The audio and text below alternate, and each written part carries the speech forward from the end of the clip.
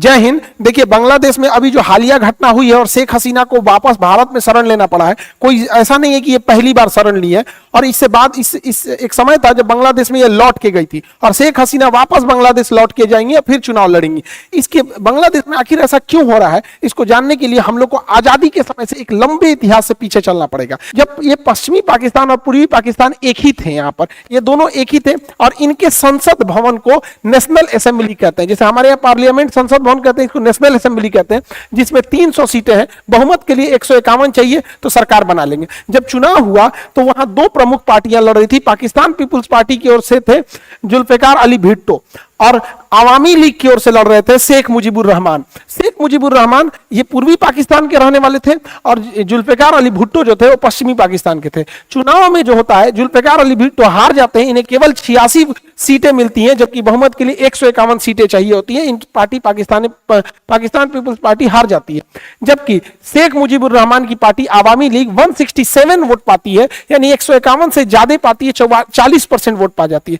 अब ऐसे ही समझिए कि मोदी जी को 36% वोट मिला है, बीजेपी को 36% और इन्हें 40%। कितना था? तो बांग्लादेश के लोगों में बहुत खुशी हुई थी कि मतलब उस समय बांग्लादेश नहीं था, पूर्वी पाकिस्तान के हमारे एरिया का प्रधानमंत्री बनने जा रहा है, हमें विकास होगा। जैसे भारत में कैसे होता है कि साउथ से कोई प्रधानमंत्री बनेगा तो साउथ के लोग खुश होंगे ज्यादा।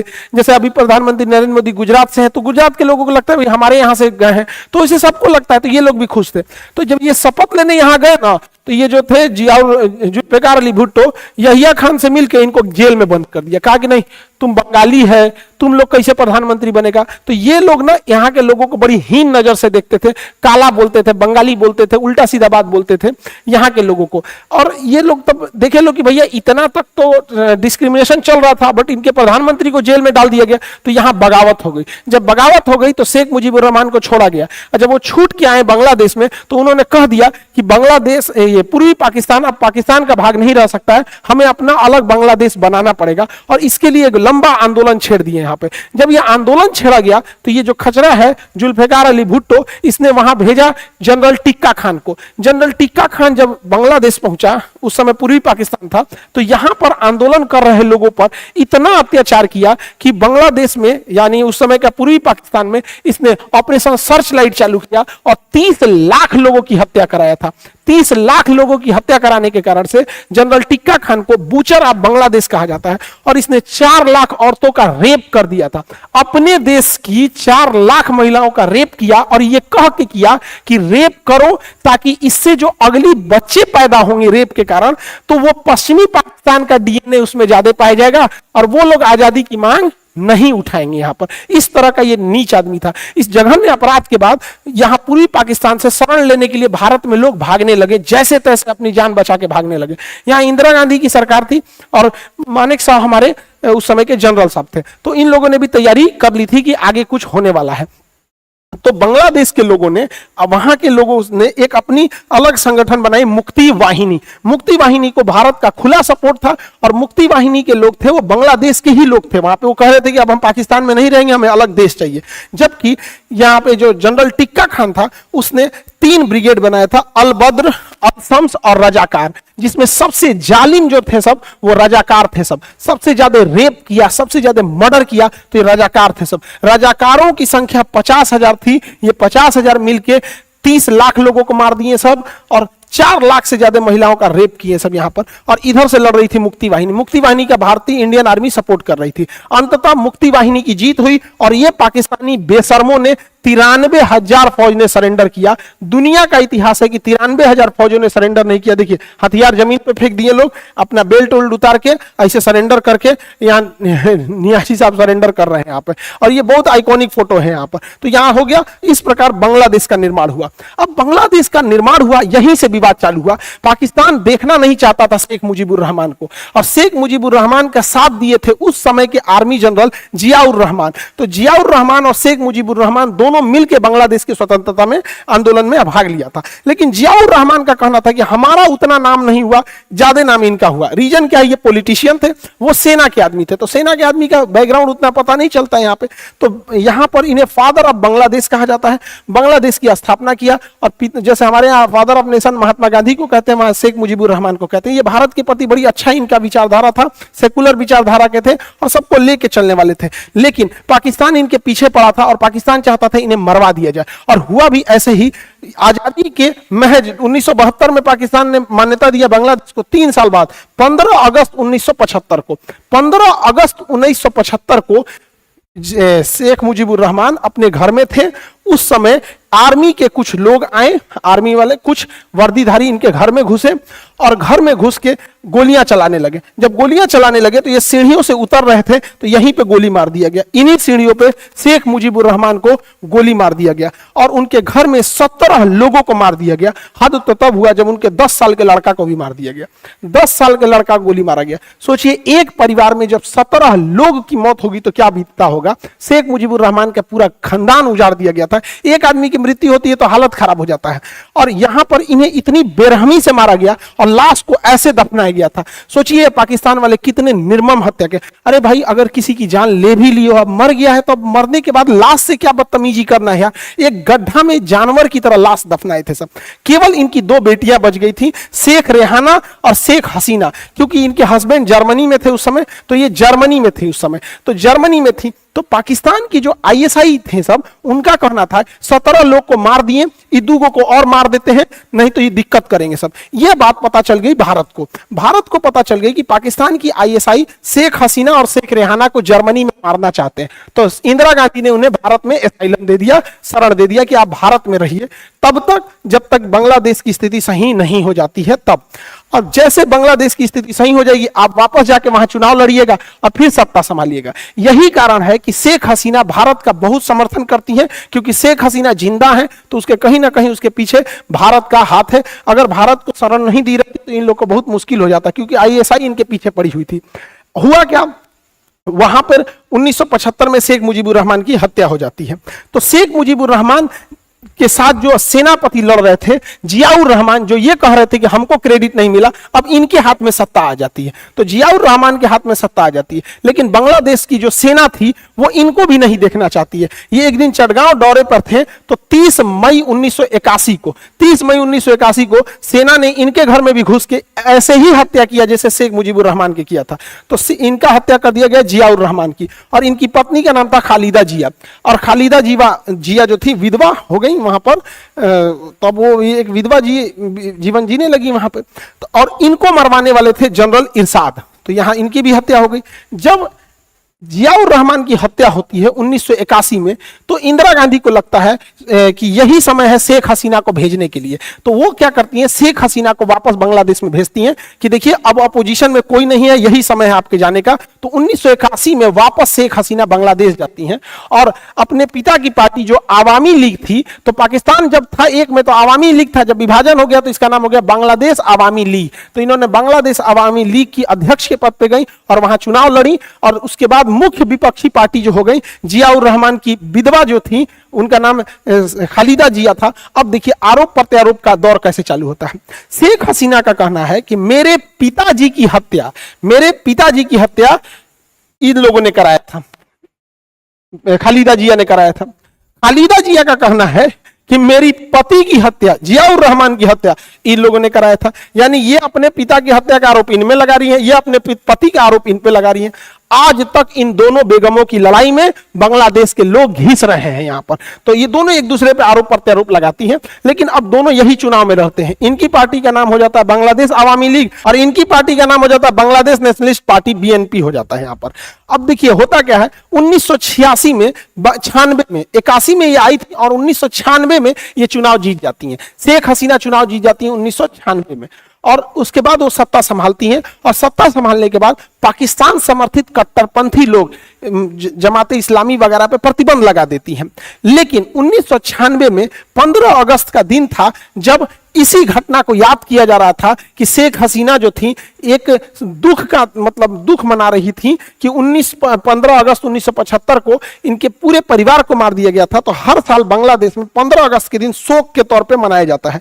ये क्या की खालिदा जिया कि 15 अगस्त को अपना जन्मदिन का केक काट दी, भव्य तरीके से केक काट दी। इतना नीच हरकत करने की जरूरत इसे से नहीं थी, किसी के परिवार में 17 लोग को मार दिया गया है, उस दिन आप जबरदस्ती अपना बर्थडे केक काटिएगा तो अच्छा बर्थडे रहता तो केक काटती, इसका 15 अगस्त को बर्थडे नहीं है, जबरदस्ती ये बर्थडे मनाई। कैसे? तो देखिए इसके पासपोर्ट में इसका बर्थडे 19 अगस्त है, मैरिज सर्टिफिकेट में 9 अगस्त है, मार्कशीट में 5 अगस्त है और इसकी अपनी बायोग्राफी में 19 अगस्त है। यानी इसका ओरिजिनल डेट ऑफ बर्थ अगस्त 15 अगस्त नहीं है। लेकिन यह शेख हसीना के जख्मों पे मतलब नमक रगड़ने के लिए जिस दिन इनके परिवार के 17 लोगों की हत्या हुई अपना जन्मदिन मनाने लगी, इस वजह से इन दोनों की लड़ाइयां और गहराते गई यहां पर। और यही दो ठो विपक्षी नेता में रह गए लोग पार्टी में लड़ाई मतलब चुनाव में। तो 1996 से 2001 तक शेख हसीना थी, उसके बाद 2001 में जब चुनाव हुआ तो खालिदा जिया जीत गई, 2001 से 2006 तक ये रही।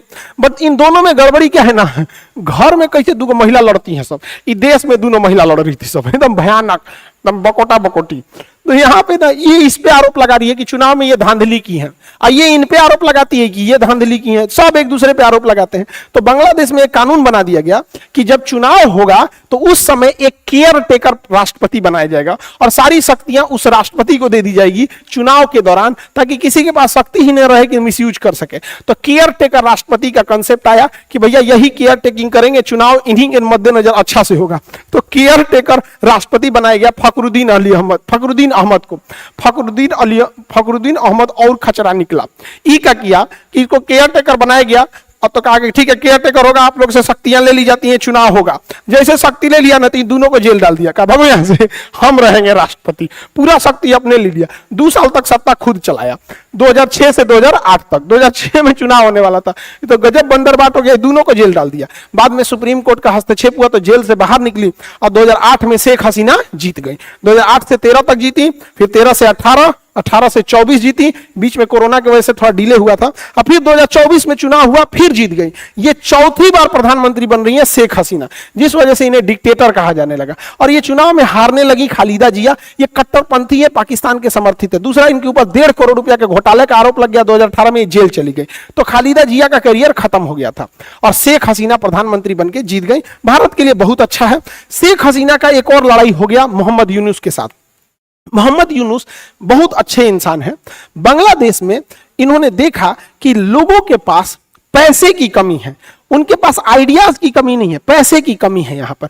अब जैसे किसी को बहुत अच्छा खाना बनाने आता है और अगर पैसा नहीं है तो किसी होटल में जाके बावर्ची का काम करेगा, लेकिन अगर आप उसे पूंजी दे दीजिएगा तो उस पूंजी की मदद से वो अपना होटल खोल लेगा। तो इन्होंने यही चालू किया, माइक्रो क्रेडिट चालू किया, थोड़े थोड़े पैसे देने चालू किए। और इन्हीं का कंसेप्ट आज पूरी दुनिया में लगता है कि आजकल कोई भी कुछ पैसे देके मोबाइल ईएमआई करा लेता है, वॉशिंग मशीन ईएमआई करा लेता है। तो छोटा छोटा दुकानों पे जाके आप ईएमआई पे लेते आते होंगे। ये इन्हीं का कंसेप्ट है, मोहम्मद यूनुस का कंसेप्ट है। आजकल तो वही हो गया है, सोचा लड़का सब ईएमआई पे आईफोन लेके चमका रहा है सब, अरे क्या जरूरत है दिखाने का।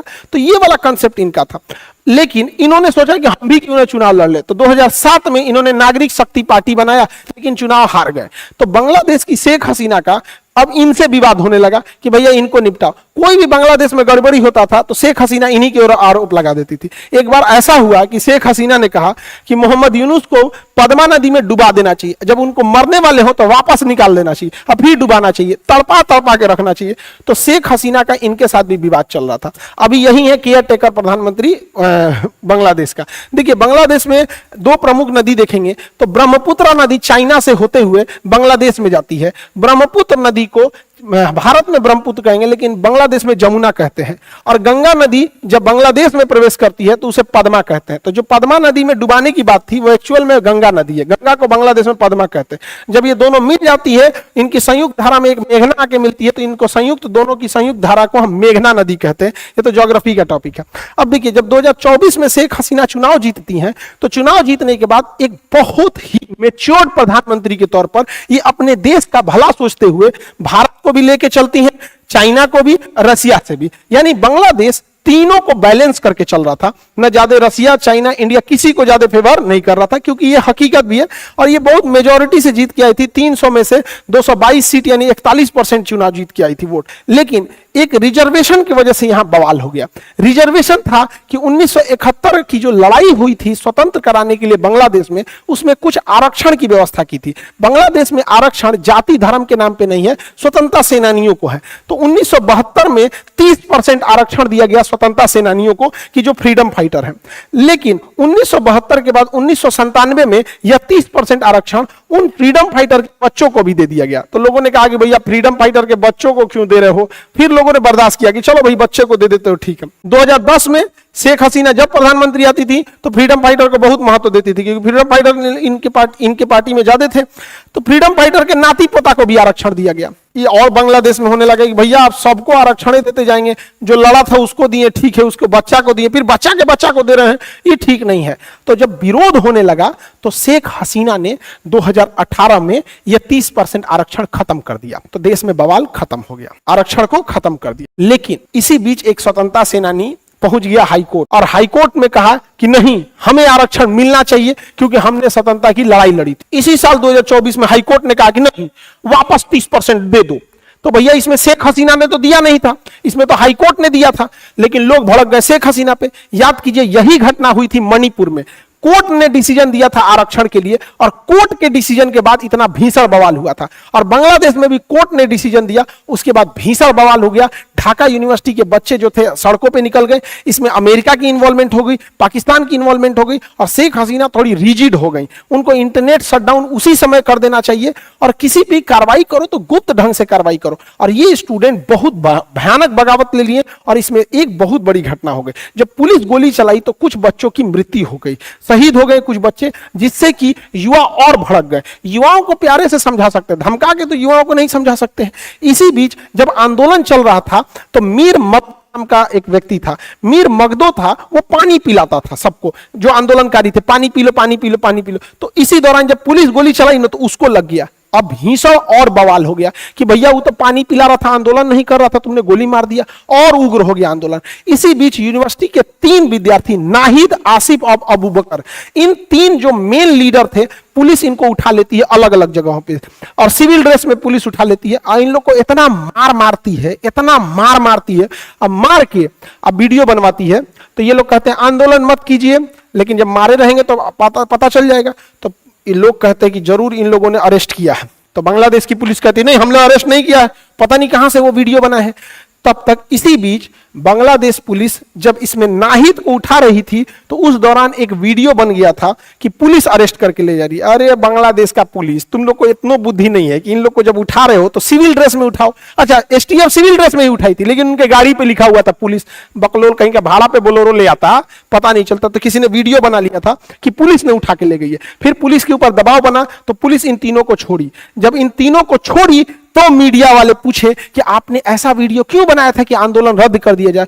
तो उन्होंने अपना कपड़ा हटा के और जब जख्म दिखाया मारपीट का, और रो रो के जब वीडियो बनाए, तब पूरा उग्र हो गया बांग्लादेश और कहे कि अब सीधा कूच करते हैं, मार्च करते हैं। कहां पर? बांग्लादेश में शेख हसीना के भवन पर। और इस दौरान पूरी भीड़ शेख हसीना के दरवाजे तक चलने लगी। शेख हसीना ने हाई प्रोफाइल मीटिंग बुलाया, जिसमें वकारुज्जमा सेनापति भी उसी में उपलब्ध थे। वहां पर सेनापति के साथ ही इंटेलिजेंस हेड जो थे वकारुल हसन थे, और साथ ही वहां पर जो NSA national security adviser Tariq Hasan Siddiqui भी थे। ये तीनों लोग मिलकर शेख हसीना को कहें कि हम भीड़ को कंट्रोल नहीं कर पाएंगे, हम लाठी नहीं चार्ज कर सकते हैं, गोली नहीं चार्ज कर सकते, आप यहां से चले जाइए, बांग्लादेश छोड़ के आप चली जाइए। ये जाने को रेडी नहीं थी। तो इनके बच्चे को अमेरिका में फोन लगाया गया और इनकी बहन से जब बात कराया गया तो इन लोगों ने समझाया कि भीड़ ने ही 17 लोगों को मार दिया था घर में घुस के, आप ही बची हैं, एगो अब खाला बचल है, चल आइए फिर कभी जाइएगा वापस। तो 40 मिनट का समय दिया गया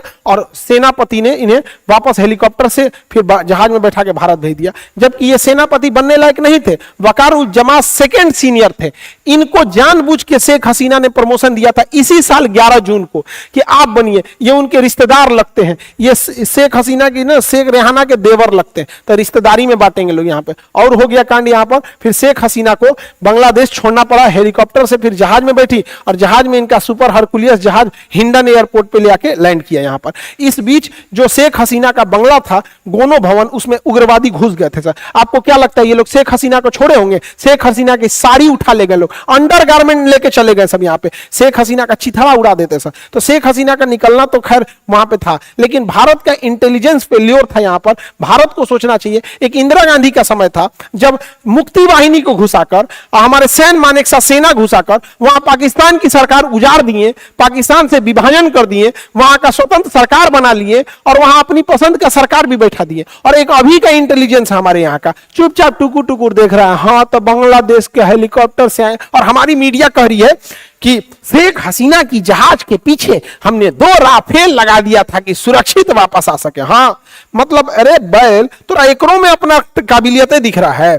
यही चीज अगर इजराइल में होता तो स्टूडेंट लोग कब गायब हो जाते, लोग पते नहीं चलता। ये तीनों स्टूडेंट में पता चलता ये उसको मार दिया, वो उसको मार दिया, दूसरे जगह हो जाता है। यहाँ पे ये गलत है। शेख हसीना का जाना मतलब वहां से भारत का जाना। अब वहां सब जितनी ताकतें आएंगी सब उठपटांग आएंगी। अब वहां का सेना प्रमुख तो अलग था, बताइए इसमें मिलने सेना प्रमुख भी मिला जुला था और इसने ही घोषणा किया कि हम सरकार बनाएंगे। और एक भारत है जहां पे इतने प्रोफेशनल ढंग से सेना, हमारे सेनापति उपेंद्र द्विवेदी सर, हमारी मुलाकात हुई थी कुछ दिन पहले, इतने मतलब इतने बड़े पोस्ट पे जो 13-14 लाख सेना को मतलब कंट्रोल कर रहा है। हमारी जब मुलाकात हुई थी तो हम कहते कि सर हमको भी जाना था फौज में, अगर हम रहते तो आपके अंडर कमांड हम कहीं ड्यूटी पे रहते। तो उन्होंने कहा नहीं, आप पढ़ा रहे हैं, अच्छे से पढ़ा रहे हैं, जो मिडिल क्लास है, गरीब है, इन लोगों को आप पढ़ा रहे हैं, बहुत अच्छा काम कर रहे हैं यहाँ पर। तो सोचिए भारत के एक सेनापति हैं जिनको इतनी व्यस्तता के बावजूद इतना पता रहता है देश के बारे में। यहाँ पर 13 लाख की 14 लाख की फौज को ये लोग संभाल रहे हैं। और एक ही बांग्लादेश का है, इसके यहाँ सेनापति इतना लोगों को रोक नहीं पाया, बताइए इतना भीड़ को नहीं रोक पाया। अब वही भारत की सेना को दे दीजिएगा तो कचूमर निकाल दिए रहते। तो खैर सैल्यूट हो हमको भारत की सेना, हमारे पूरी सेना के ऊपर जो इतना डिसिप्लिन तरीके से प्रोफेशनल ढंग से देश की सेवा करते हैं। अब सेना, अब बांग्लादेश की कमांड आ गई है मोहम्मद यूनुस के पास। इनमें इन 3 प्रदर्शनकारियों को भी रखा गया है, इंटेलेक्चुअल लोगों को रखा गया, वकील, जज, साइंटिस्ट हैं, सब कुछ महिलाएं हैं। अब वो लोग बांग्लादेश को एक नए ढंग से चालू करेंगे। लेकिन बांग्लादेश में उपद्रव बहुत ज्यादा हो गया है। अब कई लोग का कहना है कि अमेरिका का इसमें चाल नहीं था, बिल्कुल चाल था अमेरिका का। अमेरिका देख रहा था कि बांग्लादेश कैसे इंडिया को भी बैलेंस कर रहा है, चाइना को भी, रसिया को भी बैलेंस कर रहा है, इसलिए अमेरिका को यह पसंद नहीं आ रहा था। इसीलिए अमेरिका चाल चलने लगा और बार बार बोलता था कि बांग्लादेश में चुनाव अच्छा से नहीं हुआ है। भैया अमेरिका में कौन सा चुनाव अच्छा से हुआ था? ट्रंप तो खुदे आरोप लगा रहे थे उनको जबरदस्ती हराया गया यहाँ पे। तो अमेरिका ने क्या कहा, मतलब शेख हसीना का कहना था कि अमेरिका यहाँ सेंट मार्टिन आइलैंड चाहता है। क्यों? क्योंकि चाइना के जितने भी जहाज हैं ये मलक्का स्ट्रेट से निकलते हैं, इस पर नजर रखने के लिए चाइना चाहता है, अमेरिका चाहता है। तो शेख हसीना ने मना कर दिया कि यहां अगर अमेरिका को दे देंगे तो भारत भी नाराज हो जाएगा, चाइना भी नाराज हो जाएगा, इन दोनों की वजह से रसिया भी नाराज हो जाएगा। तो मना कर दिया यहाँ पर, यही आरोप लगाई थी अमेरिका के ऊपर। अभी हाल ही में अमेरिका के डेलीगेट्स आए थे सब बांग्लादेश में। अब देखिए अमेरिका का योगदान कैसे नहीं है। बांग्लादेश में आए थे सब, उन्हें कायदे से बांग्लादेश के प्रधानमंत्री से मिलना चाहिए और नेता विपक्ष से भी मिलना चाहिए। उन लोगों ने प्रधानमंत्री से मुलाकात नहीं किया, डायरेक्ट मिले, नेता विपक्ष से चले गए। बताइए कोई तरीका है? तो साफ वो दिखा रहे थे लोग कि ये बांग्लादेश में अमेरिका का इंटरवेंशन है। विदाउट अमेरिका के इंटरवेंशन ऐसा हो ही नहीं सकता है। यूएनओ की बेशर्मी देखिए, यूएनओ क्या कह रहा है कि प्रदर्शनकारियों पे लाठीचार्ज नहीं होना चाहिए, ये इनका अधिकार है। अरे ये चोट्टे प्रदर्शनकारी शेख हसीना का अंडरगारमेंट नोच के लेके चल गए, सब साड़ी नोच के लेके चल गया सब, इनके पर प्रोटेस्ट नहीं होना चाहिए, इनका अधिकार है। और कश्मीर में जब हम लोग आतंकवादियों को मारते हैं ना तो हम लोग पे इंक्वायरी बैठा देता है। अब बांग्लादेश में हिंदुओं के साथ, माइनॉरिटी के साथ अत्याचार बढ़ जाएगा। अब कौन रोक सकता है उसको बढ़ने से? लिए सरकार जो थी शेख हसीना की वो न्यूट्रल सेकुलर सरकार थी, अब उस पर बढ़ जाएगा। अब सरकार इस पे कितना रोक सकती है? यहाँ पर दूसरे की गवर्नमेंट है। और वहां पर शेख मुजीबुर रहमान का पुतला गिरा दिया सर। क्या ये स्टूडेंट है? सब नहीं है सर। और हम लोग कह रहे हैं बहुत गलत हुआ, शेख मुजीबुर रहमान का पुतला नहीं गिराना चाहिए। अब भारत में जब गांधी जी लोग को मारते हैं लोग, तो इनकी जो कहते हैं लोग नाथूराम गोडसे की जय, तो दुनिया हम लोग को का तारीफ करती होगी। जब हम लोग बांग्लादेश को कहते हैं, इतना समझते कि भाई तुम्हारा देश का राष्ट्रपिता है उसको पुतला मत फूको, तो हम लोग में भी यही होता है। तो रेडिकलाइज नहीं होना चाहिए, देश के लिए अच्छा बात नहीं है। अभी भारत को यही मौका है कि चिकन नेक जो 22 किलोमीटर है, चौहर के अपना कब्जा कर लो। ससुरा तो नहीं लो, या तो शेख हसीना वापस जाएंगी तो हम लोग लौटा देंगे, और नहीं तो ले कब्जे कर लेते हैं यहाँ पे, वरना चाइना यहाँ के बैठ जाएगा। तो यही मौका है बढ़िया से कब्जिया लेने का यहाँ पे। अभी भारत से बहुत सारी कंपनी बांग्लादेश को बिजली सप्लाई कर रही थी, Adani group, NTPC, power grid corporation. अब बांग्लादेश के लोग हम लोग का बिजली फूंक दिया तुम लोग, और 8,000 करोड़ बिजली बिल अभी तक नहीं दिया। बांग्लादेश वाले हम लोग का बिजली दे दो, बिल दे दो, इतना फूंक दिया यहाँ पर। तो आप लोग को ये समझ में आया होगा। और अभी सुबह 7 बजे पॉलिटी चल रहा है, 8 बजे ज्योग्राफी, 9 बजे फिजिक्स स्टार्ट होगा और 10 बजे इंडियन मैप। तो सुबह का नींद त्यागिए, 7 बजे से देखिए, 7 बजे से पॉलिटी, 8 बजे ज्योग्राफी, 9 बजे फिजिक्स, 10 बजे आपका इंडियन मैप, और फिर 5 सितंबर को आ जाएगा दरोगा बैच का, यहाँ पर दिसंबर में दरोगा एग्जाम भी ले लेगा। तो आई होप आप ये सब टॉपिक समझे होंगे। यहाँ बीपीएससी बैच भी स्टार्ट होने वाला है 10-12 सितंबर के आसपास में यहाँ पर, तो आप इस सारे टॉपिक को समझे होंगे। मिलेंगे नेक्स्ट क्लास में। जय हिंद।